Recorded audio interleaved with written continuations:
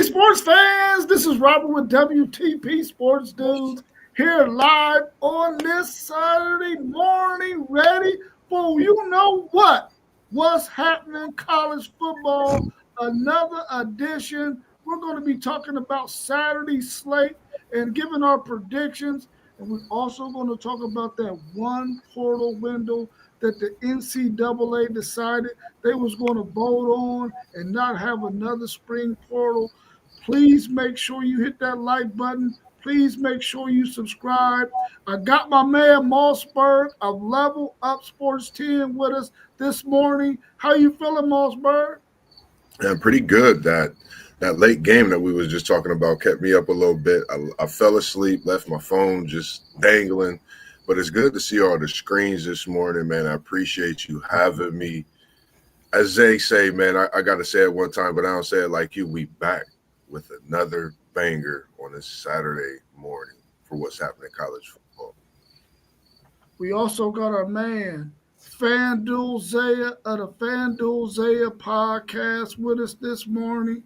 How you feeling this morning, FanDuel? Man, I'm good, man. I'm ready for this show. It's gonna be a very interesting one to hear y'all's thoughts on what's gonna go down today. And y'all know, like JoJo just said, we are back with another banger. Back Yes, with sir. another Yes, sir. banger. We also got our man Sean, who has been in our chat with us for quite a while, and we're enjoying having him on the show with us this morning. How you feeling this morning, Sean? We're good this morning. Looking through the slate, seeing I've got it up over here and trying to figure out what I'm gonna plan my day around. I Yes, got I sir. got to there's good games kicking off random spots here. We ready to go. It's Saturday. It's kickoff time. Let's go. Yes, That's sir. right. Yes, That's sir. right. We also got our man Post Game of the Post Game 86 podcast with us this morning. How you feeling post game? Rob, what it do, baby? I'm good. I'm good. Good to see you in this morning. Let's go ahead and get started, man, and go ahead and get into some of the questions that we have on the table. The NCAA has ruled on the one portal window in January. There will be no spring portal window. Are you in favor of it? Man, I ain't no fan of it. I don't like the fact that guys won't have the opportunity to hit the portal in the spring because that's when you really realize where you at on the depth chart. I think that time gives a lot of teams to plug holes and for guys to go get playing time in other places. Um, and I understand that it's helping really the coaches, but I think it's not a benefit to the players. So I'm just not a fan in that aspect of it. I'm pro player, and I want the players to have every opportunity to be able to. They're already trying to move towards this 5 year rule, as we were speaking about in past trends, where you just got 5 years. So I can't think that this is going to be a huge benefit to some guys. When we're talking about them being able to maximize their 5 years or 6 years or however long they got on campus. It's good to see you in here, Sean, as well, man. Appreciate you joining after us formally meeting just a few weeks ago. And what's your thoughts on this one? I would love to hear your thoughts. I got a few things to say. Definitely would love to hear your Bless take you, on bless you. Thank you. I don't know. I'm both on this. I see the point for the players, but I'm also one who misses the loyalty of college football, where kids went to a school and they never left. I mean, back home in Texas, you got families that go to Texas A&M, the Matthews family. Every one of them kids played offensive line at A&M because their dad did. You don't see that anymore. And in the portal, and I get the players getting the chance to play. Don't get me wrong. But I like it. I just don't like the timing of it. Especially, it's hard for me to say because we ain't been in the playoff yet. But those teams that are in the playoffs, that's going to hurt them. The coaches got to try to figure out how to go find players and still get ready for, I believe right now the window would be in the semifinal round. Yeah. Man, you're trying to prepare one of the best four teams and you got to try to go find kids that you don't even know if you're going to lose kids. And I think it needs to be after the whole season's over. Leave it in the spring after spring ball. Yeah, that's my theory on it. Yeah, I think, I mean, it's, I'm 50-50 in ways, and I think I agree in ways of what you were saying. I think they do need to have the one window, but I think if it's later, yes, I think it, builds that loyalty that we all want to see. But at the same time, it's, it's still a lot of things that these kids that we can't forget about, have to think about. We don't know what's going on in their life as well. And it's starting to be a business in the sort to where, what's the ideal of the whole breakdown? If you come with one transfer window, eventually it's going to be some type of contract signing. I mean, it's the only way, I think, to better the whole format. Spring is my opinion, but it's going to suck for some kids that want to make that move after, bowl games and things. I think that would be the best for it. So just my opinion. Totally agree with what you guys are saying as well. Hey, Rob, if my background gets out of hand, just put me on mute, bro, until the question get to me. But I mean, this is the new college football, folks. I agree with Sean. I would like to have the transfer portal, if it's only one time, open during that spring, where you kind of know where you at on the depth chart, where you're going to be if you got a chance to play. Some players want to start, and they want to go to a team where they know they can start at. And so, but it's interesting because I heard that you can expect some lawsuits coming from the athletes behind this decision. So that's very interesting. I'm for one portal window, but the timing of it, I don't know if I can rock with it. Yeah, I'm glad that y'all brought that point up, man, because I was sold on the January portal window. I was in favor of it. I thought it was the best option. But after hearing all of y'all's points, man, I agree. I think it should only be one portal window, but I really do like for it to be after spring ball. You already know where you are on this team, and you can go into summer workouts. The semester is over. You're going into summer session. You could transfer it in just like when recruits come in after their high school career is over, the ones who don't enroll early. I think that's the perfect time to me too.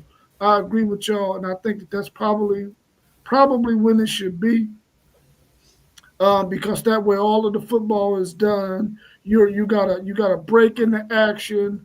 Coaches can pay attention to that portal and get some things rectified on their team. They know what pieces they need from the pieces that are leaving.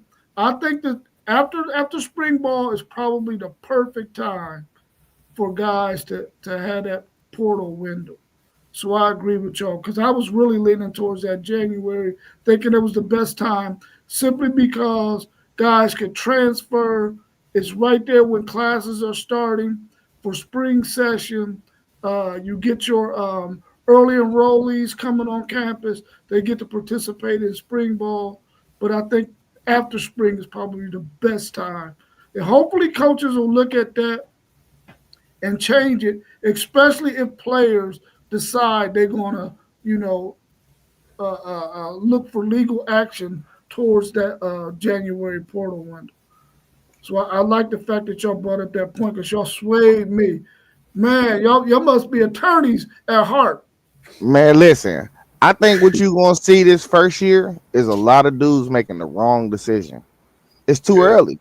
I think, I mean, we talked about it a lot, and I thought, I was kind of like you, and when I seen this, I was like, the spring window is the best window. Like you got to think, for example, if I'm 17 years old and I come right in, I'm some tower top player, and I want to move because of a coaching change. That's tough. I understand the loyalty. I get it. But today's day and age, things are changing so fast with these sports to where, as an athlete, I understand we answer some of the questions former athletes playing, but until we actually in those shoes, because I seen a gentleman sign a contract. I mean, signed to a school yesterday. I shared it in our group. I'm like, man, if I'm able to, I might want to go get me a little community college year eligibility in. I mean, if it's possible, let's go do it, man. And as long as it's not detrimental to the game and there being sportsmanship about it, you gotta, if it's allowed, you gotta take advantage of it if you want to, I guess. Now, I'll tell you what you're going to see in the first year. You're going to see triple the amount we've seen in the portal in that first year. Yeah, there's going to be kids that are second string right now. They're going to be in line to start next year because the guy in front of them is graduating. They're going to be like, well, they got this good recruit coming in. I'm going to enter the portal. And then you go from having 1,500 kids in the portal one year, you're going to have over 4,000 kids in the portal because everybody that thinks they need to go is going to go. and another thing that I don't think we're thinking about too is a lot of kids what we might see is them just testing the portal out and throwing their name in the hat to see if they can get a bigger bag, and the consequence of that might be your coach might say, nah, stay there. If you decide to pull your name back out of it, the coach might be like, well, I already moved on from your decision. You want to test the water, you stay there. I think the biggest beneficiary of this whole thing, if it stays in January, I think you're going to see the Division II ranks get even better because you're going to have more of these Division I kids that, I need to go somewhere now and get in, and they're going to these D2 schools are going to start picking up these kids. Yeah, that's a possibility. Is the clause still in there to where if your coach leaves, you got a 10-day window to transfer if you want to? Is that still in there? Does anybody know? 30 days. 30 days? So the kids at Virginia Tech and UCLA have 30 days to transfer, put their name in right now. Okay, cool. Yeah, 30 days to put your name in. Wow. Was you going to add something post-game?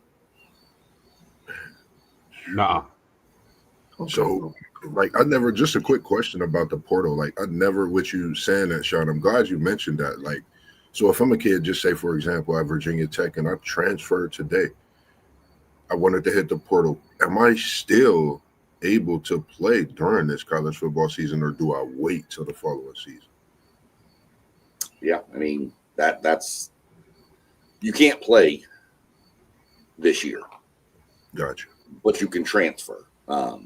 My understanding you could probably file a lawsuit and try to get. But I mean, what coach is going to take a kid off another team and just throw him in, and he don't know your system, he don't know your play calls, he don't know your,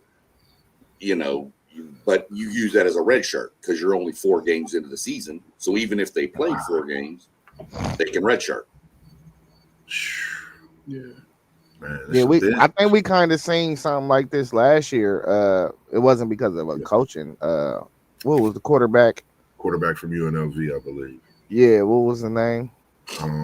I can't think of his name. His name is slipping, but he played that one game and he was like, or what might have been 2 games. He was like, nah, I'm putting my name in the ring. Yeah. Yeah, that was wild. So do y'all think this is going to be a situation where coaches really have to maybe hire some more staff to help them through this portal thing, especially the ones who are in the playoffs? Well, I think that's why we got GMs now already. Yeah. The GMs, we've seen Andrew Luck at his alma mater. You got guys all across the country that been hiring GMs. So I think that aspect, I feel like the GM's main responsibility is roster construction. So I think we're already seeing it. Yep, that's exactly right. I mean, it's pretty much semi-pro football now. It's not. I mean, it's labeled college football, but let's be real. It's semi-pro, where it's the minor leagues of the NFL is all it is. Yeah. You got general managers, and the coaches pick these general managers. Yeah. So they want somebody that believes in what they're doing, and then they go find the kids that, especially teams in the playoffs. I guarantee you, Ryan Day has a guy that he's like, "Hey, go talk to this kid." But I got to prep for the University of Texas or whatever. So go give me this kid, and they do. That's why. Well, I'm glad y'all brought up the point of the GMs and the role they play, because it's a point I made a couple of streams back. Uh, I think that college football is going more towards a NFL style of setup, and these GMs are going to play big roles when it comes to recruiting and getting these players on campus and their commitments, especially during playoff runs. Yeah.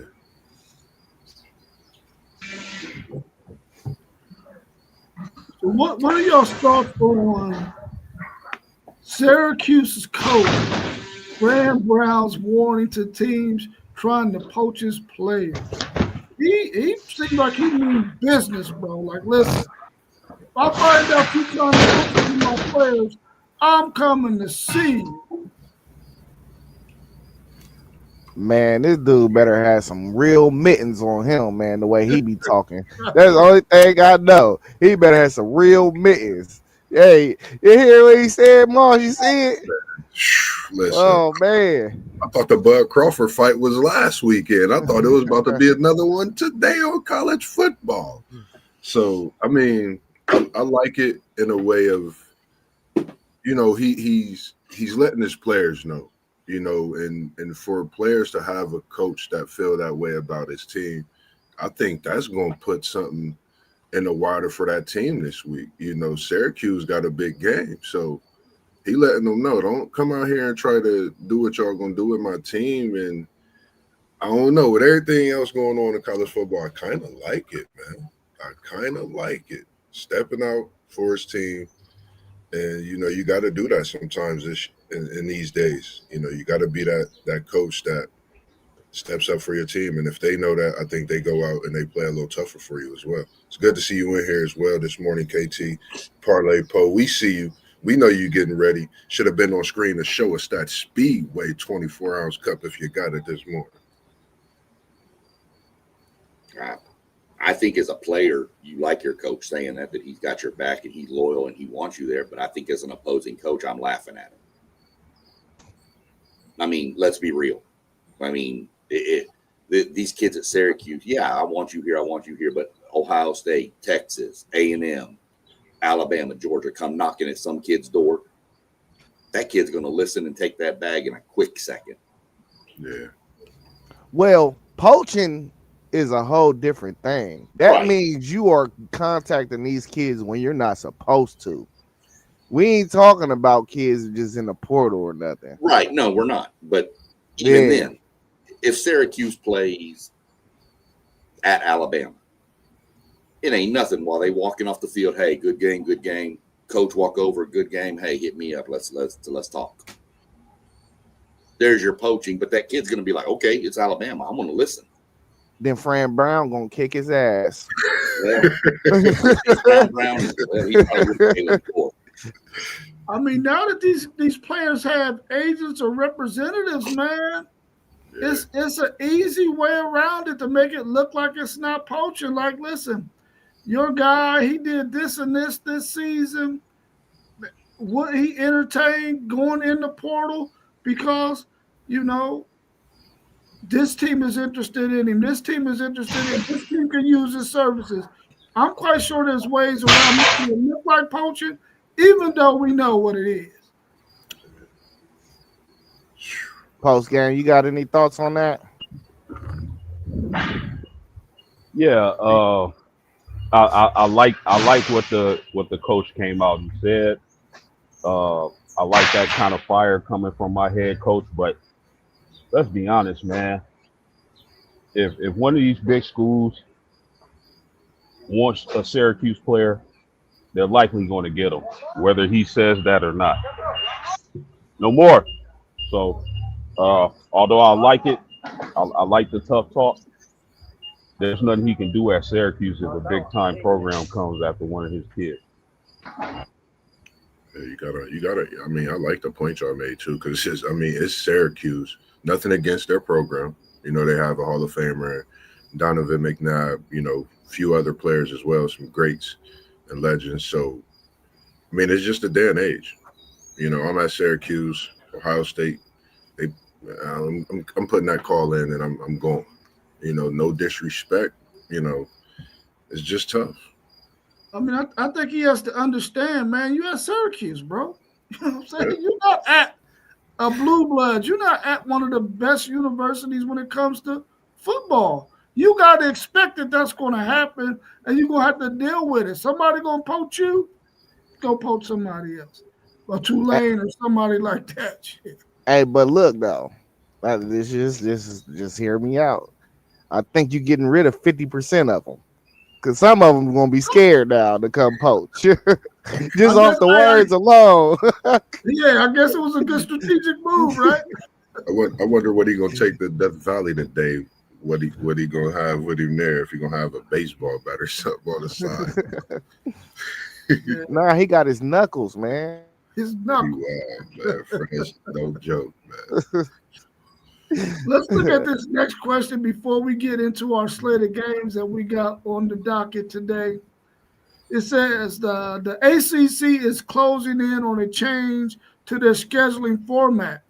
The conference will require all teams to schedule 10 Power Four games, 8 to 9 of them in conference. Is that good or bad? Hey, listen, I love it. You got to get on the same playing field as the Big Ten and the SEC. You have to Yeah, make your case for being as competitive as a conference as them other conferences. So the only way to do that is to make your scheduling format and to schedule tough games and win some in non-conference play. So I'm all for the ACC doing this. I don't think they have a choice. I mean, again, like stealing my thunder up there, man. But the SEC and the Big Ten make the rules. Everybody else just has to follow. Let's just put it like it is. That's real. If the Big Ten and the SEC say we need to play 9 games, then everybody needs to play 9 games because they're the two big dogs. And I mean, it's good for the ACC. I mean, it may give them more exposure because they're gonna have to play. You know, they're not gonna be able to play these Middle Tennessee states. They're gonna have to play. You know, Vanderbilt. You know, even Kentucky, Vanderbilt, who yeah, you know, Kentucky especially isn't a powerhouse, but I mean, it's an SEC program with talent on it. So they're not going to be able to bolster their roster playing these terrible teams or their winning record. yeah. I'm loving it like Mickey D's, and I'm not talking about your coffee. Don't sue me, but I love it. But I just think it's good for the ACC. I feel it's not only going to help their chances with the playoff, it'll just help their overall chances with the portal situation.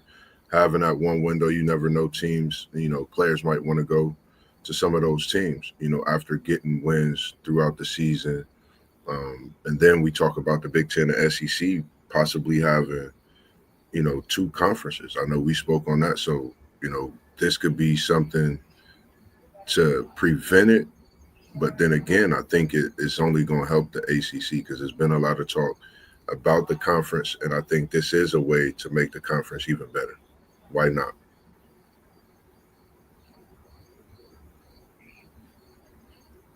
You muted. He said, I was saying, listen, KT, man, we seen the SEC playing Southeastern Arkansas State every year. Like they was playing 3 or 4 of them teams every year. Like, well, don't just single out Indiana in this.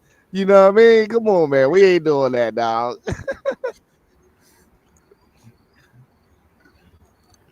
Yeah, I think it's a good move for them. It's going to definitely bolster their strength of schedule.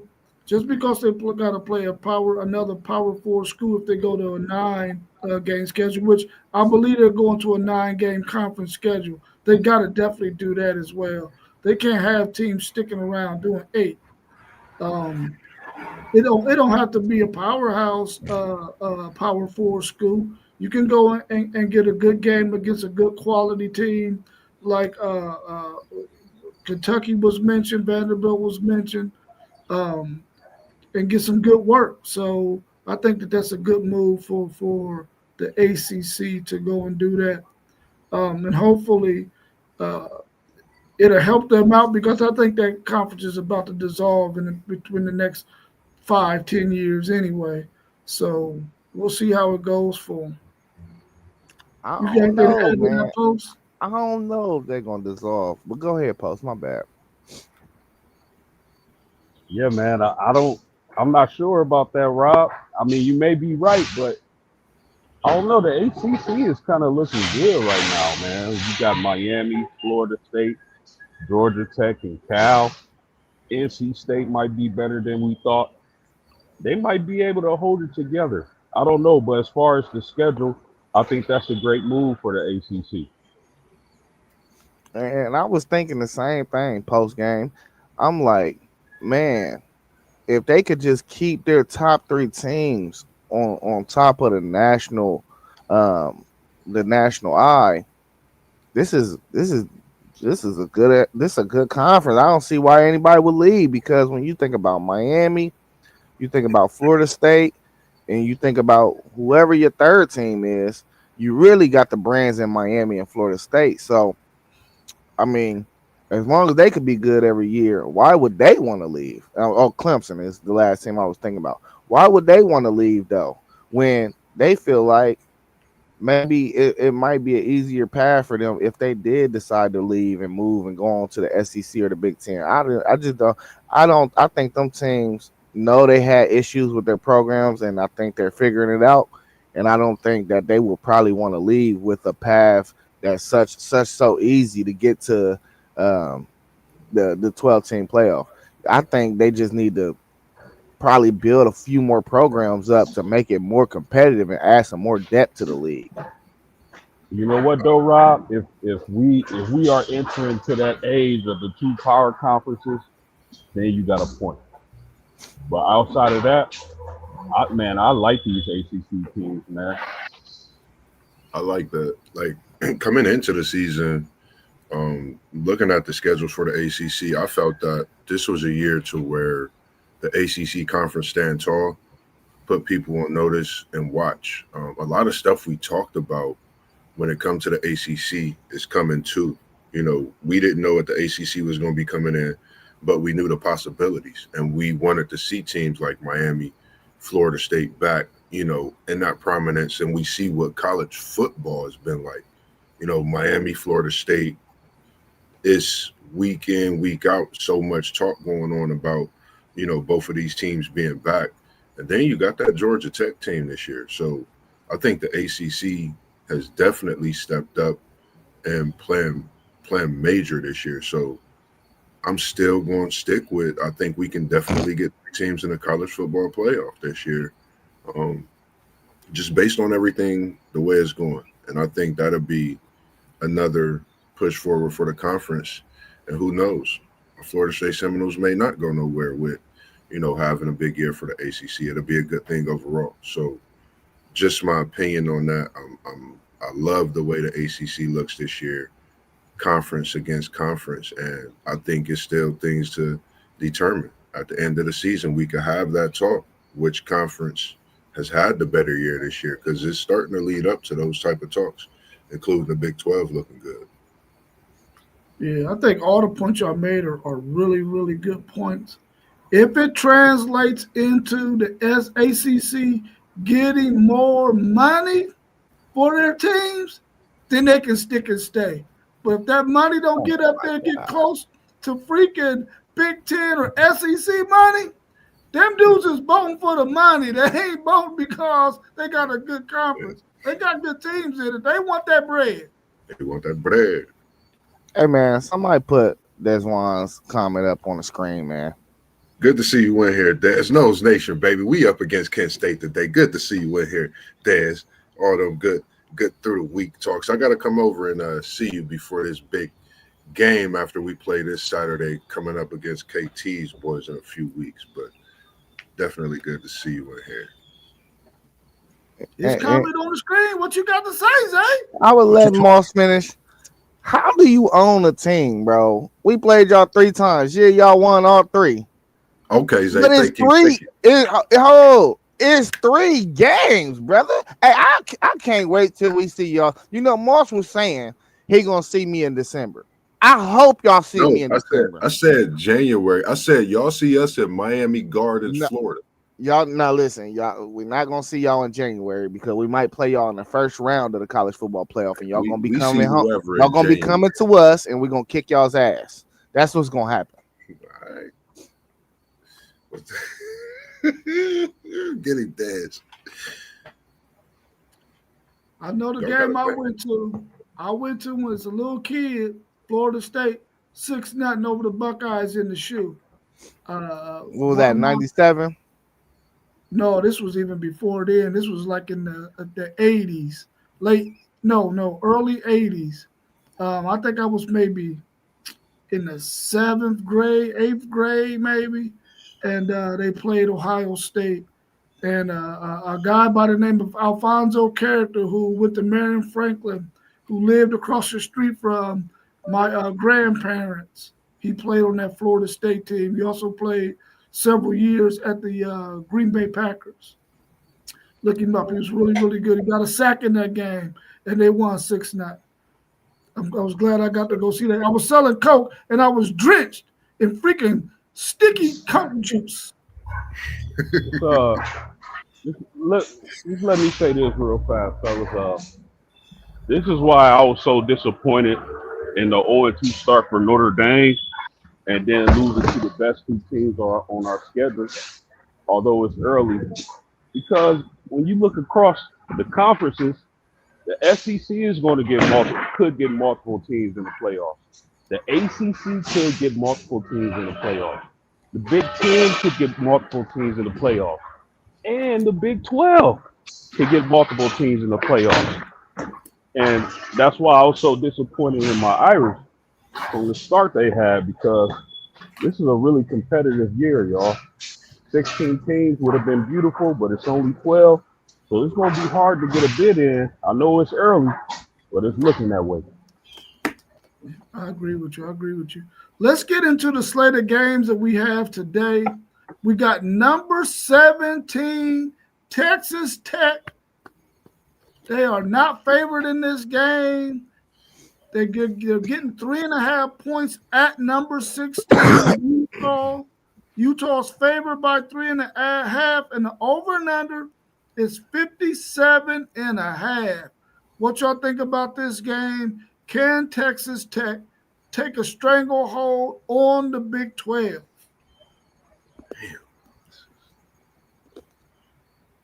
That's a good What you one. got, JoJo? I've been looking at this game. I'm gonna go Texas Tech, man. I was just looking at their quarterback stats. He's playing flawlessly, throwing the ball. I'm gonna go Texas Tech. I think a lot of people don't have Texas Tech. If they do, I feel them. I'm going with Texas Tech in a big win, and I'm gonna take the over. I think this is gonna be one of them Big 12 shootouts. The essence of how Patrick Mahomes used to throw that ball, and I can remember when they had a big game. I believe in Texas A&M back then, and the crowd was going crazy. Texas Tech. Sorry about that. And crowd was going crazy. They scored by like 60, 70 points combined in that game. I'm taking Tech over Utah in a big thriller. Yeah, I'm taking Tech over Utah as well, man. I think just like post game say, styles make fights. I think Utah gonna come out. I think they'll be able to run the ball a little bit. It'll be a little effective. But I think the explosion that Texas Tech has on that offense with that receiving corps, Eakin, Morton has been slinging the rock in these first 3. He's been just slinging that thing all across the yard. And I see at times, I think Devin Dampier is not as accurate as he needs to be. So that's why I just think Texas Tech is going to have a few more explosives in this game and be able to stretch that defense out. So I'm going Tech. I like their running game as well. But whoever loses game, do not get it twisted. I think they'll be right there. I think both of these teams is on a collision course to meet in the Big 12 championship. I don't think neither one of these teams will lose after today. Yep, I've got Tech in the over, but it's going to be close. I think it's literally going to come down to, it could come down to a field goal at the end of the game to win or lose it. But I agree with Zay completely. I've had these two penciled as my Big 12 champion chip game to start. Tech's offense, I mean, they lead the country in scoring. Yeah. Can Utah's defense slow that down? I just don't see it.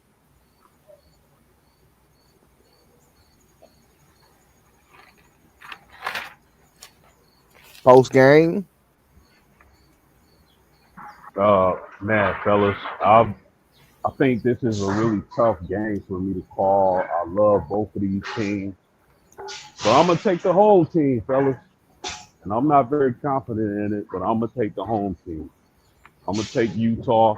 This game is being played at Utah, right? Yeah. And you remember, Go ahead. Remember I said Utah don't lose in Utah, but I did go against the grain on this one. That is true. Utah has a hell of a record at home, and they got a hell of a team, fellas. If this was at Texas Tech, I would pick Texas Tech. But to me, this is going to be such a close game. Utah's defense has to step up. They definitely got to play today. So I'm going to take Utah at home, fellas.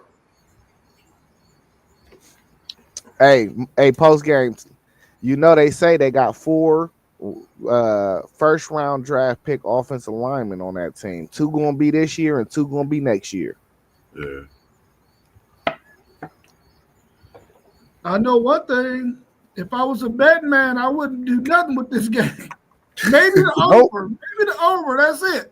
Nope, I stayed away. Man, listen, I would advise everybody to stay away because you don't know what this game is going to do, man. It's at 3.5, and you thinking, oh, man, somebody going to win by a touchdown. Nah, because it's going to come down to a last-second field goal. Whoever got the ball last, if all they need is a field goal, they're going to get it. If they need a touchdown, they might not get the touchdown. That's why Vegas got it at 3.5. They trying to catch you slipping. They're trying to catch you slipping. And then guess what? They're going to catch a whole lot of folks slipping for sure. I really like Barrett Morgan in this game, man. He's in his 5th year. He's been slinging that thing. He's going to have all the confidence in the world. He's riding high. He got playmakers. He's dropping almost 70 points a game on folks' heads. I'm going to go with Texas Tech, even though I probably shouldn't be going with Texas Tech as a Texas Longhorns fan. But I'm going with Tech in this one because I would rather see Tech win than see freaking Utah win. Whoa. Am I the only one on this panel that got Utah at home today? Nah, Man. Parlay Poe. I got him. You're I the got only him. one. Nah, Parlay Poe Poe. got Utah too.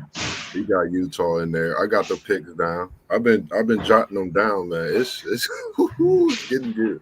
Mossberg, put it on the board, my guy. Utah gets the job done by 3 today at home. You Utah by 3? That's what you saying? I got you. Utah by 3 at home. And I got you circled on that too, post game. My man. We're going to see how well my film study does me justice. Yes, sir. As long as I beat Zay, I don't care who else I lose to. I just got to beat Zay. I can't walk into the building at work and this dude get to talk some more stuff to me about some daggone football, man. Oh, I man. got to beat Zay. Yeah, hey, the way he talk, we arch rivals around here, man. Hey, from the text, I'm gonna get it out. I ain't said in the text last night, but Zay is up I think 2-0 from when he started on that late night text spree last night. Yeah, I know. I didn't even go back and read it because I already knew he was on some mess. Next, we got Arkansas, who was favored by 7.5, traveling to, I think, is a really good Memphis team. The over and under is 61.5. What do y'all think about this game? Can Memphis really show the world that, listen, we are a good group of 16? So, Taylor Green is a monster. He really is. I like this Memphis team though, man. I think this Memphis team is playing for a playoff bid as well. So as a non-group of five, as a non-power four group team, or however you say it, you know what I'm trying to say. Um, so Arkansas traveling to Memphis. Memphis is going to have home field advantage. I like Memphis with the points. I like them on the money line though. I gotta go Memphis right here. I think that quarterback can do things with his legs as well. So I'm not sure about Arkansas. I know what Taylor Green is, but I'm still not sure about the rest of that roster. I, I don't know on this one. I'm going Arkansas just because I think the depth of talent is going to be too much in the end for Memphis. Money line, I'll take Arkansas. Spread, I take Memphis on the spread, and I take the over in this game because Arkansas. That's the main concern I have is their defense can't stop nobody. I mean, they just their defense is not good. And Taylor Green is just a freak though, so that's kind of why I lean Arkansas. I think if it's late, I just think he can make a play. It's good to see you in here this morning, Parlay Poe. Say Go that blue. good saying. Say that good saying that you say to the people as Go we didn't blue. get to get you on It's the all good about morning. the blue right now. It's all It's about all the about blue. the blue right now. I'm gonna go with Memphis in this one at home. I agree with Zay just saying they trying to get in that playoff. I know Taylor Green he's definitely a monster, a monster in what he do, but I don't think the offense could get it done playing against Memphis at home and knowing the defense I had to step up at some point. I think Memphis defense will be the team to step up, so I'm gonna go Memphis in a close one. I'm gonna say at 0.5 is going to be tough, but I think they could possibly get it and win by 10. I think Memphis could get the win by 10 possibly today.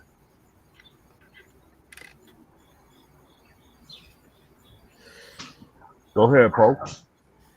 Hey, I think Arkansas, since they be getting dragged by the SEC teams, I think they're gonna go out here and show and prove and beat up on Memphis. Y'all, this is an interesting game in my opinion. Listen, man, I said it last stream or the stream before that. I think Taylor Green just might be what we thought Sellers and Lagway would be this season. That kid is special, man. Uh, I'm not sold on Arkansas as a team, but I think if Taylor Green can make some plays in the passing game, because Memphis is really good against the run, they'll have a chance. So I'm gonna take Arkansas ever so slightly.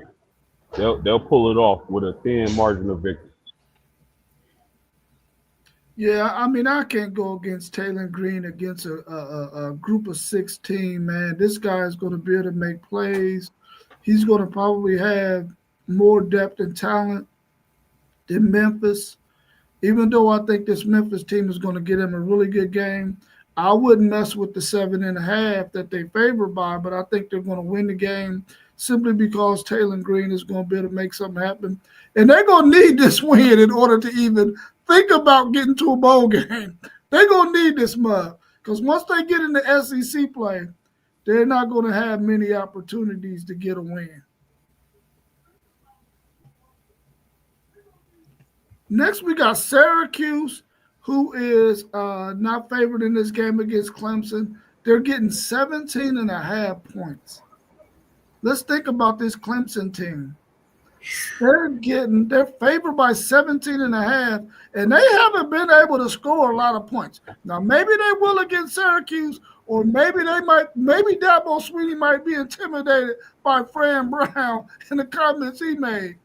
But what do y'all think about this game? Can Clemson cover that 17 and a half with an over and under of 54 and a half? What's your thoughts on this one? Money line. Money line. Money line Clemson. And I ain't even messing with that over and under. Money line Clemson. That's all I'm going to say. I got Clemson on the money line on mine. But I got Fran Brown beating Dabo Sweeney after halftime. Somebody need to beat Dabo Sweeney. Man, I'm not sure that Clemson is going to win this game, man. I'm not either. I thought that Syracuse actually played a Tennessee team very tough that I think is probably really a top 5 team in the country the first week of the season. So, but there's your difference. First week of the season, Tennessee was breaking in Aguilar. So yeah, I get all that, man, but just from what I've seen, that's factual that we've seen on the field. Right. I think this Clemson team is a bad team, bro, and they got so much that returned from last year. But you still can't go into a season saying just because they did something last year that something is off in Clemson, man. Something is just off, and I would not be surprised if I seen Syracuse win this game. But with that being said, I'm still taking Clemson money line, like Poe said. All you got to do is win by 1 point. But I would stay away from this game if I was I am a betting man, and I did stay away from this game. I will stay away from this game, period, because I just do not know about Clemson. Yeah, I agree with Zay, man. The rant that Dabo Sweeney had earlier this week, I don't know if that's a fire starter for his team, or I don't know if that's a meltdown, fella. So that really worries me about this Clemson team. I believe Syracuse quarterback Notre Dame transfer Steve Angeli leads the nation in passing. And that's not to say that's going to dictate the outcome of the game, but man, I just don't know. I don't want to pick this game, but if I got to, I'm gonna go with Clemson, man. And I do not feel confident in this pick. It's crazy that we talking about Clemson this way. Somehow them winning the ACC, even showing faces in the national championship this year, being a tough opponent for anybody. I'm feeling the same way. That's a good thing you said post game. I don't know what Clemson is going to do. Francis fired his Syracuse team up. It's a scary day for Clemson in Death Valley, which is crazy. I'm going to take Clemson. Like Poe said, I'm not messing with the points. I'm not messing with the spread. I'm just going with Clemson on the win. I think they could at least get the win being at home. You know, it's a lot going on, and this may be a game they have to win because if they don't, I think their season is over. Clemson lose, their season is done. Hey, I low-key want to see these two coaches box. they won the box. They won the box each other. The way these press conferences been the last they won the box each other. Yeah, for sure. It might be a brawl. I agree with y'all, man. I wouldn't touch this game at all. I don't know what Clemson is, but we're gonna find out today because if Syracuse can go in there and give them a game and keep this thing close in the other Death Valley, which don't seem like a Death Valley, Clemson got some things they need to do, man, and they're gonna have to figure it out because since NIL hit, they haven't really been that good of a team. So they're gonna have to figure that thing out. If they can get a good win and win convincingly today, then maybe they might change some of our minds. But they're going to have to do something, man. I'm going to take Clemson to win it, but I don't think they're going to cover that 17 and a half. You said Death Valley. It's been more like Hidden Valley. Hidden Valley Ranch. The next game we got on the slate is number 22 Auburn at number 11 Oklahoma. Oklahoma's favored by 6.5, and the over and under is 47.5. What's your thoughts on this game? Can Auburn get the upset in Norman, Oklahoma? No, I'm straight no. I'm going. Oklahoma, the points, and the over under I'm not touching, Yeah, but give me Oklahoma, and I'll give the 6.5 points. I don't think Auburn. I think Jackson Arnold's going to be way hyped up coming back to Oklahoma, and I think that Oklahoma defense is legit. And I think they're going to. Auburn can't run. I mean, Auburn can run the ball, but they haven't played anybody. They struggled with South Alabama. They did beat Baylor, but what's Baylor? And they blew out Ball State. They have no deep passing game. So Oklahoma's just going to stack the box and force them to run the ball and then stop it. And I just don't see this game being close. I see Oklahoma big. yeah. I'm going with Oklahoma. I'm riding out with Oklahoma for the rest of the year since they beat my boys. Uh, Mateer, he showed me he got them legs and he can throw it. He only gonna get better. That defense only gonna get better. You know what I mean? So I like Auburn. I like what they got over there, but I'm still taking Oklahoma. Yeah, I'm going to OU as well. I think the only thing that Auburn can do on offense is run the ball. Actually, uh, they have no passing attack. I think Jackson Arnold made some throws in that Tulane game that he had to make, and they escaped out of there. But I think Oklahoma is just way more of a complete team. I'm looking at John Mateer and I'm like, are we watching the number one draft pick in the NFL draft? When I see him play, he looks like he's the number one draft pick. Yeah, I call him Mateer the Deer. He's just different, man. He's definitely changed this whole Oklahoma outlook, man. Coming in playing these first few games, Oklahoma had nothing to talk about offensively last year. Oklahoma is a team to talk about even in the playoffs, a possible national contender. Um, Mateer is that legit. That defense in Oklahoma is different. You know, Auburn, you coming in on a bad week to go against the Oklahoma team that's at home and they gonna play tough. Um, I'm gonna surprise you. I got Oklahoma winning, but I'm gonna take them with the over in this one. I don't know why I just thought of that. But I'm gonna take them with the over for some odd reason. I think they can actually put these points on the board, man, for some reason at home today. So I'm gonna go Oklahoma and the over. Yeah, fellas. I think the world of Mateer. I believe he's the Heisman front runner early on in the season. Oklahoma's defense is good. One thing I questioned coming into the season was that offensive line because they gave up a million sacks last season, but they seem to have worked that out. And I'm not picking. I don't know if I can pick against Oklahoma. Rob, that Red River is coming up, buddy. You can pick against them then. I think that Auburn has a chance to keep this game close if they can run the football well enough and complete enough throws with Jackson Arnold's arm, because they could really make some trouble for Oklahoma's offense because their offensive line is banged up right now. I think three of the guys that they played against, that started against Michigan, are not playing in this game. They're hurt, if I'm correct. But I know they got some linemen that are hurt. And I think that they got a chance to take advantage of that because Auburn got some talent on their defense and they can be a little physical too. So I think that they could possibly make this game interesting. Will they beat Oklahoma? I don't think so. I'm picking Oklahoma to win it. I don't know if they cover that 6.5 because I don't think they win by a touchdown. But That I'm staying under the 47.5. But I got Oklahoma winning the game. But I think Auburn has a chance to pull it out though. that's a 3:30 game. Yeah, it's at 3:30. Yeah. What's your thoughts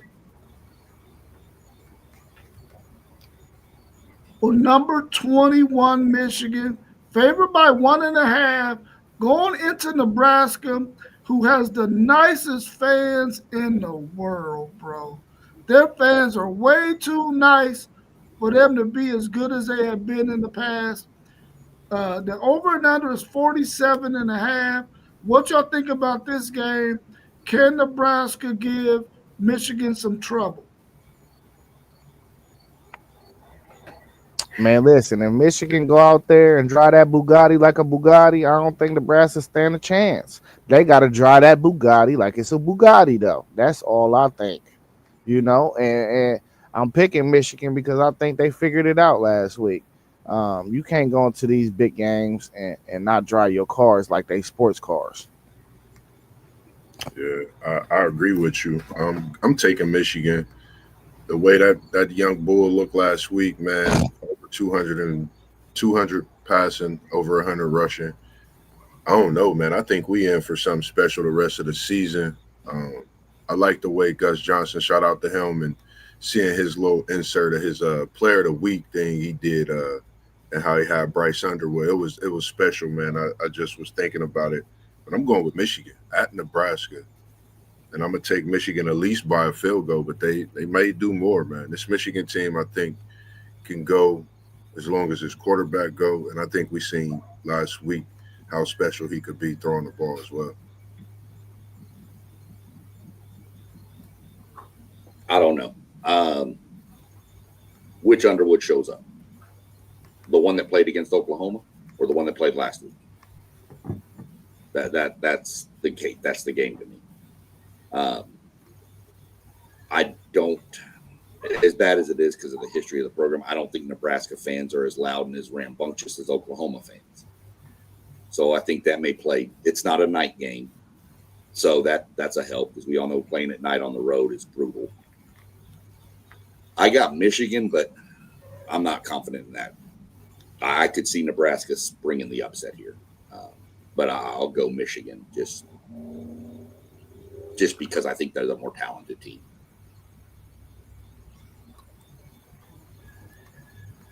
Oh yeah, I agree. I do believe Michigan is the more talented team. I think they need to feed Haynes this game. Rayola, he gets a lot of hype, but I haven't been impressed with him.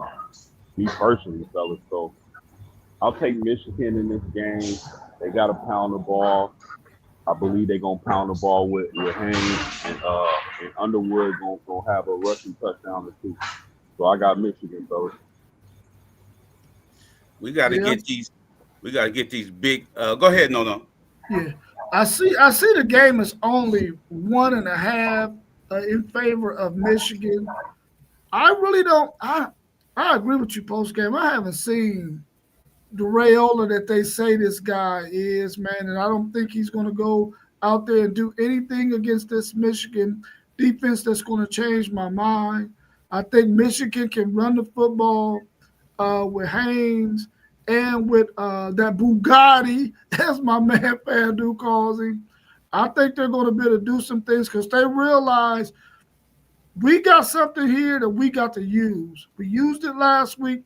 We didn't use it so much against Oklahoma in the manner in which we should. And we shouldn't just be holding this guy back. Let him go out there and do whatever it is we want him to do and let him go out there and see what he can make happen. And I think they're going to do that for the rest of the season. I don't think they're going to hold back on their play calling with that young quarterback. And I think Michigan's going to cover this 1.5 and beat Nebraska at home. Yeah, ain't no going back. You know what I mean? You can't put the toothpaste back in the tube. You know what I mean? Like ain't no going back. He unleashed. You know what I mean? Nebraska's the 75th ranked run defense, and we need these big uglies to play. You know what I mean? We need them to play. And Justin Hayes at 100 yards every game. We need them to play, and that defense need to get after it. Think about Rayola. He like to play. He like to throw in the middle. so our linebackers had to be stout. You know what I mean? Only thing I don't like, we got Jay Sean on the end. I'm not cool about Roder playing in his spot. I like Cole Sullivan, but he an underclassman, so they letting Roder play. Uh, Wink is. So right now they got it. We got our safety back that was hurt, so he gonna get spot time. So we'll see, man. We need to get at him all game.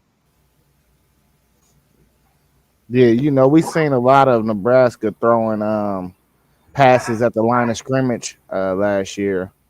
And Poe, you came into the season saying one of your concerns was them cornerbacks. So Yeah, this is going to be a good test because they starting to try to push the ball down the field this year. yeah, yeah. Them corners, man. We got a Hill. He supposed to be our best corner, but he handsy. You know what I mean? He handsy, and then he can get some penalties. But see, like coaches don't like to play these underclassmen. We got these underclassmen that's pretty good, but we got seniors on the ends, you know what I mean, and transfers. So, you know what I mean? Like, we gonna see. Just Man. I was just about to say real quick. I've got the crazy dog down the street barking. I'm glad you mentioned something about Hayes and his running. I noticed that, but then I think just a thought out there: if the Buckeyes play Jackson consistently and Hayes continue on the streak, I think we're gonna look at two of the top running backs in the country come November. I feel very good about Hayes and respectively Jackson as well being two of the top running backs in the Big Ten. Man, I've been watching that every week. I get a chance to watch them. I think they're pretty You can't explosive. you can't And forget about that boy from Washington. Yeah, I'm I about to say I it's haven't some. seen him yet. Oh man. Respectively, I want to watch him today. He Hey, tough. it's Yeah. some running backs in the Big Ten, Yeah, dog. yeah, I he just tough. those are just I don't know what it is. I just like those two, but I definitely want to check out the one from Washington as well. Hey, when you get to the Big Ten, it's like a pick 'em for real. Like who you feel like the best back is, because really you can go a whole bunch of different ways. Singleton, you know what I Yeah, mean? I know. Like, I Yeah, know what you got yeah, Allen and Singleton at Penn State, and yeah, then Oregon got two guys. It's nice. yeah. yeah. We got South Carolina with Lenore Sellers playing today at number 23, Missouri. Missouri is favored by 9.5. I, I don't know if this line changed since they announced that Lenore Sellers is going to play and start. The over and under is 48.5. What's your thoughts on this game? What's your thoughts on Lenore Sellers? Is he going to be able to finish the season? I gotta look at him play this game because even though he got hit, it looked like he checked out last week. I didn't think he was gonna play for the rest of the season for real. Because I didn't think that hit was like really that dangerous, but it was head to head. So I got to see what kind of Lenore that I get. If we're gonna get that one Lenore, he gonna be back with a tear. And I don't believe in Mizzou. I don't believe him. They always get that SEC hype all the time. Every year they get SEC hype. I don't believe in them. So I'm gonna take South Carolina plus the 9.5. I gotta hurry up, get to the casino so I can get that bet in. Oh snaps! Oh man, listen, man. I'm curious to see Lenore's too, man, because sometimes you ain't thinking straight after them concussions, bruh. And I want to see what his decision making is like today. But this the thing too. I think Missouri is a different Missouri this year, Poe. I'm sorry, that defensive line is serious. I like that defensive line. And Prebula, I hope I said his name right. It was a blessing that their other quarterback got hurt and they put him in there because I think he's way better and he gives them a way better chance to win any game out there that they go into. So I mean, I'm taking Missouri. I don't think they cover that spread, but I think they win this game. Yeah, I Yeah, think Missouri. Missouri wins Come on, man. and covers. South Carolina, I mean, Sellers, I mean, like you said, what's he going to do? Is he going to be afraid to run now? Not necessarily afraid, but is he going to be thinking about, oh, I don't need to get hit, blah, blah. But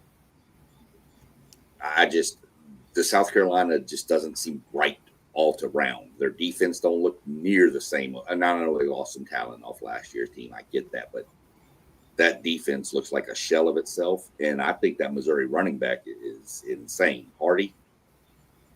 Yeah. That dude there is, I think he's real. And I just, at home, Missouri, all the hype. I think Missouri beats them in pretty bad.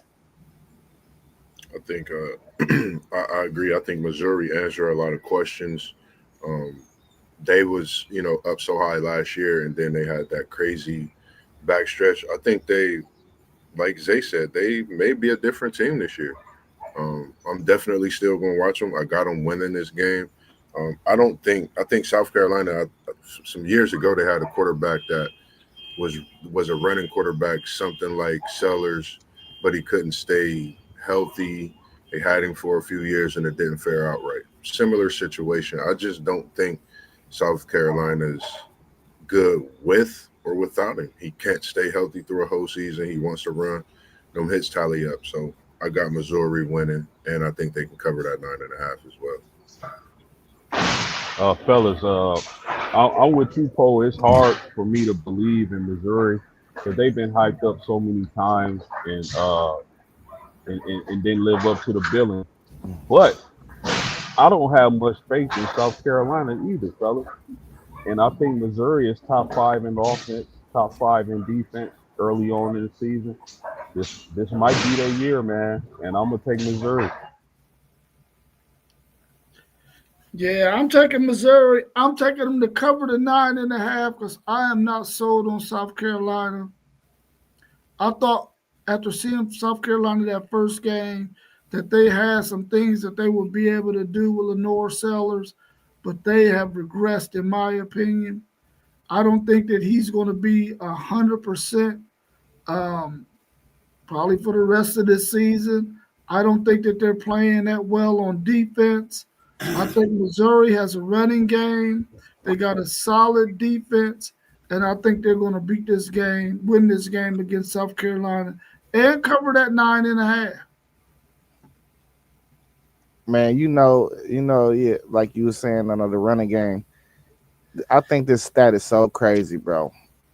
They 3 games in, they got a running back with 462 yards. They got another one with 222 yards and another running back with 123 yards. Now, if that ain't a rushing attack, you got to tell me which one is. You feel me? Yeah. Who's that? That's Missouri. They got 3 running backs with over 100. One with almost damn near 5, and then another dude with almost 200. You only 3 games into the season. How are y'all putting up these stats? It's been 2 games. They had 2 running backs go over 100 yards. Probably level of competition. They did it against Kansas. Yeah, Kansas, man, they disappointed. Level of competition for sure. Level of competition. Yeah. Man, y'all might play them in a bowl game, man. Stop talking crazy. I know you feel that way, Fan Dose, but Texas is better than what you think. We're going to see. We're going to find out. That's for sure. We're going to find out. We got Florida at Miami, number 4 Miami at that. Miami in this game is only favored by 7.5 points. And the over and under is 51.5. Miami is only favored by 7.5 points. Is that right?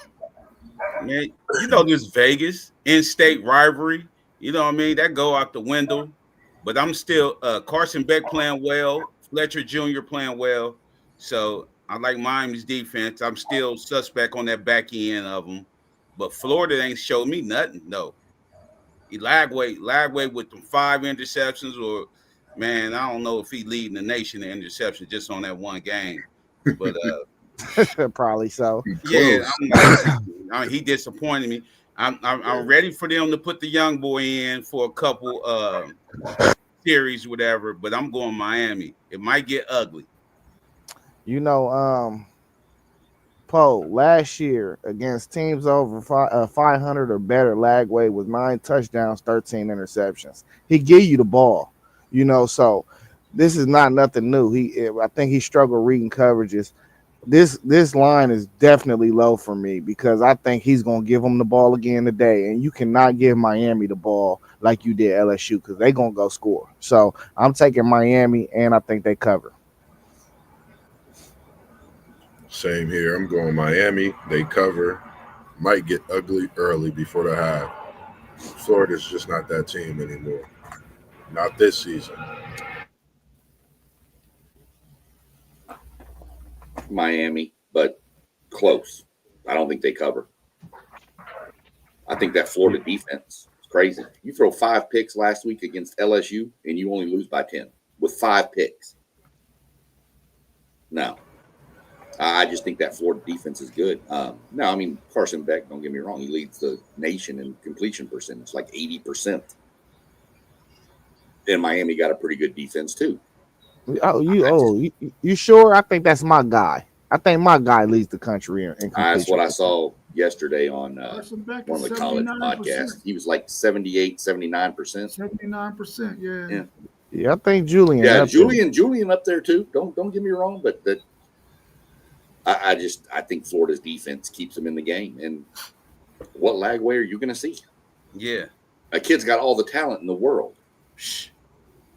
But I mean, I saw that kid play at Willis High School in Texas, just outside of Houston, and dude, one of the best arms I've ever seen from a quarterback. And I'm saying we played against Jalen Hurts and Kyler Murray and stuff. This kid was different. And which one shows up? That's what's going to make this game. What time is that game? That's that 7:30. That's the night game on ABC. Oh yeah. I got to Florida at night too. Miami. I think that Miami offense is more potent than that LSU offense, though. That's why I like the spread on this because, man, that LSU offense post game warned us, and I didn't believe it until it happened again, And I'm like, man, they got some things to figure out on that offense. I'm gonna take the U. I just don't think. I don't think we're gonna see the best of Florida anymore this season. If we ever saw it this season, I think they checked out on their coach.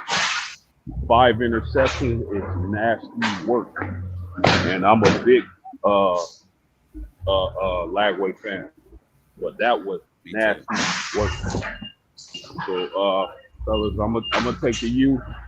I think the U so far through a few games has proven that they're a top 2 to 3 team in this country. Yeah, I'm taking the U as well. And what I'm hearing in the background is they're ready to part ways with the coach at Florida after that loss to South Florida. They don't want to give him an opportunity to win a big game. And if they lose this game against Miami, I believe that they're going to fire him after this game. And I think, you might as well go ahead and fire him now because they're not winning this game. Miami, I think on both sides of the ball is going to be way too physical. They got bookends that's going to be all over Lagway. Even though Florida does have a pretty good defense, I like what they got on that side of the ball, but I don't think they're going to have enough because their offense isn't going to play complementary football.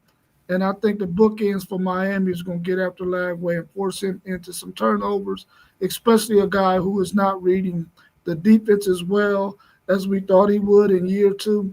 I got Miami winning this game. I got them covering that 7.5, and I can definitely see them going over the 51.5 because Miami might drop a 45 burger on.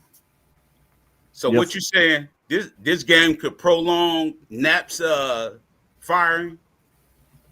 If Florida can win it, they're probably gonna not fire him What the people want though is for him to lose this game so they can justify firing him right now. They probably should have fired him after last week because if they get to Texas, the game that they could possibly win, because Texas is not playing really well on offense, they don't want to give him a chance to do that like he did last year.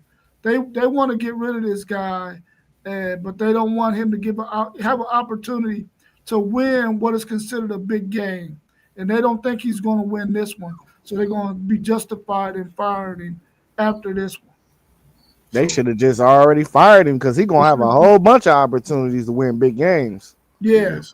So if he get beat today, they firing him in a press conference. What you think? No, they're gonna have some class about it. They're gonna wait till Monday. Yes. Or maybe even Sunday. Yeah, but they're gonna have some class about it. They ain't gonna get him on his way to the bus. You was right about Julian, by the way. He's 78.9% completion percentage. Yeah, I think Beck that is last 79.3. Yeah, that's last game. I think he surpassed Julian. Come on, Julian, man. You gotta go. He gotta go 20 for 20 next week, man. So, I don't know. We gotta move up.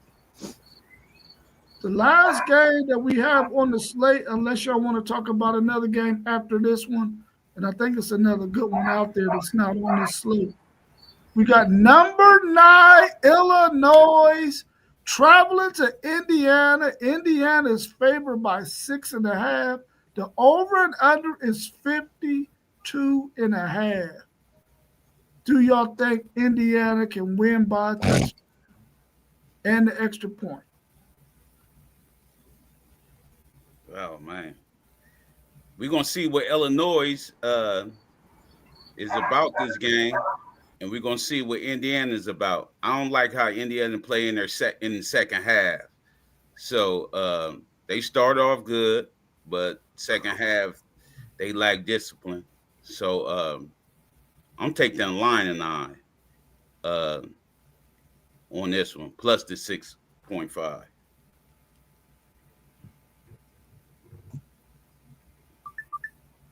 All right, man. So, I've been studying these two teams all week, for real.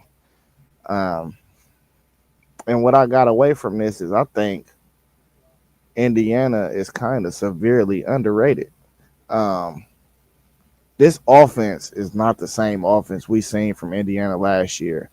I think Mendoza's legs to unlock some things. I think they got one of the best receiving corps in the Big Ten, if not the country. And I think that offensive line is way more physical than it was last year. So that defense had about 4 preseason All-Americans on it. So I'm not really concerned on the defensive side with Indiana. It was always something going on with the offensive side for them to be able to keep up with big time programs or just in big time games in general. It is something to note too that they got a cornerback who I can't think of his name right now, but he's actually in a legal battle with the NCAA about this year and being able to play for the rest of the year. This is his last guaranteed game to play, and I think them dudes is gonna come out there and play hard for him, just because they want to. If he can't get approved to play the rest of the year, they got to send him out on a good note. I like Indiana, man. I think this offense is explosive. I don't think Illinois is as explosive as them. I know Illinois might be the more experienced team, but even with all that experience, what have they really done? Indiana is a program that's fresh off a college football playoff appearance. So I like Indiana to win at home. I like them to cover the spread as well. These two teams are so balanced compared to against each other. I'm looking at the stats. The leading passers, 709, 708 for yardage. Rushers, 222, 217. Receiving yards, 289, 299.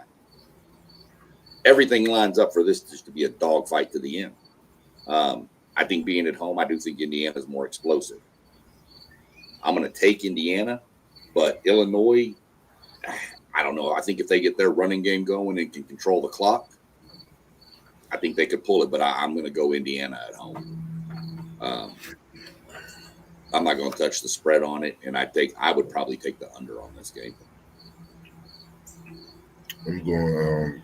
This is I know post game is waiting to get his pieces on this one, being a hometown guy in Indiana.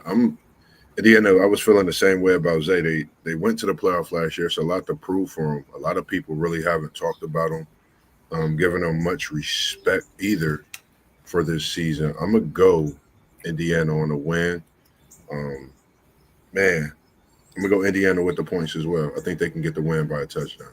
Being at home is a difference maker. I think they stop Illinois in that running attack today and get loose on their passing attack.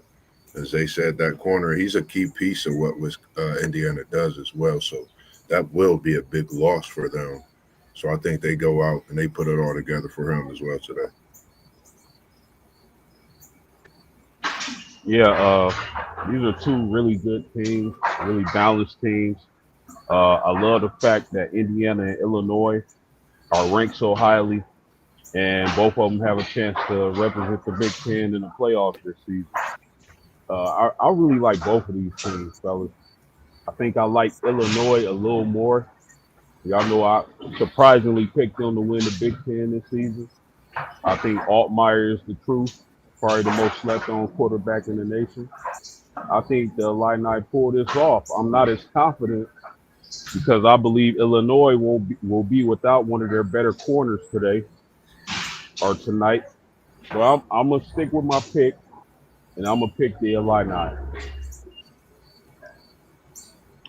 Yeah, this is going to be a game where I believe this game is going to be close from start to finish. If Indiana has second half troubles like they had last year, like Parlay Post said he's seen them have this year, that might bode well for Illinois. I think this game is going to come down to the end. Neither one of these teams really can afford to lose this game because they got another big game on their schedule against another Big Ten opponent, which might push them right on the outside of the committee having favor on them. The winner, though, is going to be in pretty decent shape, though, because they only going to probably have that one other Big Ten game that is going to probably they're probably going to lose. I think Illinois has Ohio State. I think Indiana has Oregon, I believe. I don't know if they have anybody else outside of Oregon that they will have trouble with. I'm going to take Indiana at home, man. I don't think they're going to cover that 6.5, and I think it's going to be under the 52.5. I'm only taking Indiana because they're at home. I really want to go with my man Terrence Brooks, the transfer from Ohio State to Texas to Illinois, who plays corner for Illinois. I think he's still there. I want to go with him, but I don't think they're going to pull out this victory. I'm going to go with Indiana in this one in a really narrow victory. Probably going to come down to a last-second field goal. Yeah, the kid's name is Lewis Moore. In correction, there was 3 preseason All-Americans on that Indiana defense, one at each level. The defensive end, Kamari, the linebacker, and the Pons kid that plays in the slot. Yeah, I'm glad you came back and corrected your inflated numbers. Hey, I'm a real man. I'm a real, you know what? You know he had to come back at you, Zay. You know he had to get one off. I hope he pop up at 12 o'clock. I'm gonna try to, man. I'm gonna definitely try to be there at noon time to kick it with you a little bit, watch some games. Is there anything else y'all want to add before we get out of here? We right at an hour and 25 minutes. Any other games that interest you? This is my upset, man. Tulane over Ole Miss today. Yeah. Paul did pick that on the Wednesday night show. Yeah, Tulane over Ole Miss. This dude got what's it called? Retzlaff. Retzlaff. Yeah. Yeah, bro. He got almost 300 yards rushing and like almost 500 yards passing. So Yeah. you already know about a good quarterback in college. You know what I mean? Hey, go a long way. Hey, this non-power school race is gonna get very fun, man. I'm telling y'all, cause we're gonna see Tulane play Memphis. We're gonna see multiple games where these guys is gonna run into each other, and it's gonna come down to who just wanted more. Right. Yeah. I think South Florida right now might be the team I would pick, but there's still a lot of football left to be played Hey, for this group of 6 schools.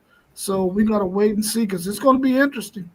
hey, they in the same conference as all them teams too. Yeah, yeah. So that's why it's going, because I think the team is going to come from that conference. You got Tulane, you got Memphis, you got South Florida. I want to say, is it East Carolina in there? East Carolina. East Carolina. So it's like 6-7 programs. Army, Navy in there. You know. Yeah.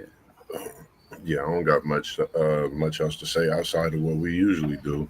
I'm at 6%. That's why I'm about to head us up out of here. Hey, to get to the casino. Hey, the bus leave at 11, Moss. Nah, I'm about to hit you. I'm about to get dressed and everything and tap in with you. You already know it, but nah, man, we appreciate everyone tuning in. Sean, we appreciate you joining us this Saturday morning for what's happening college football. Everything, man. We'll definitely be tuning in tomorrow morning, 9 a.m. NFL Talk. Make sure y'all tap into everything you see scrolling at the bottom. Level Up Sports, FanDuel, Zay. We got Parlay Poe in the building, the Blitzburg.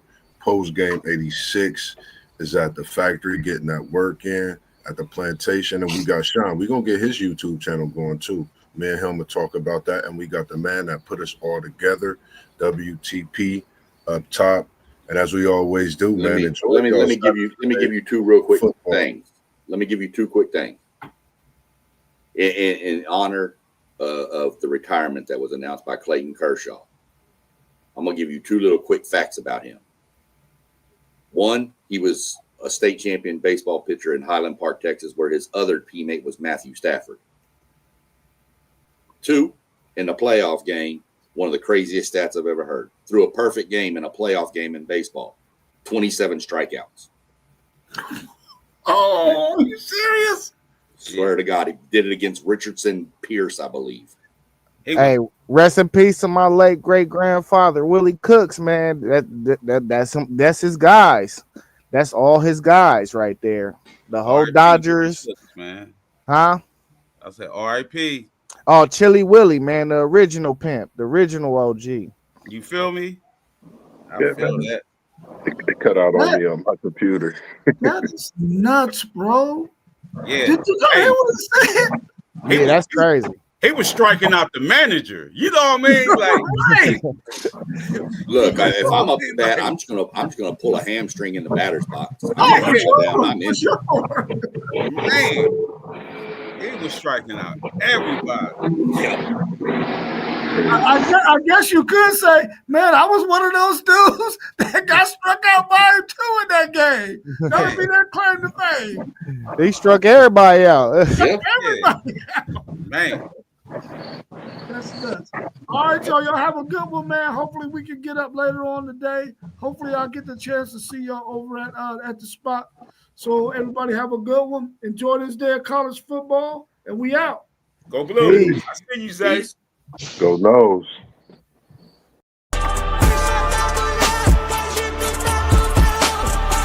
Good. I can't complain. Everybody was listening.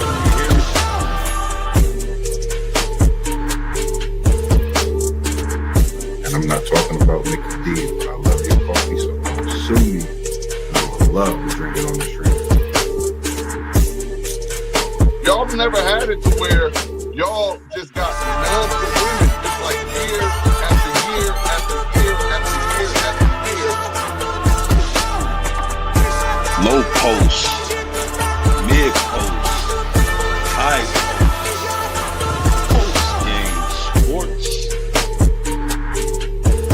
And we back with another banger.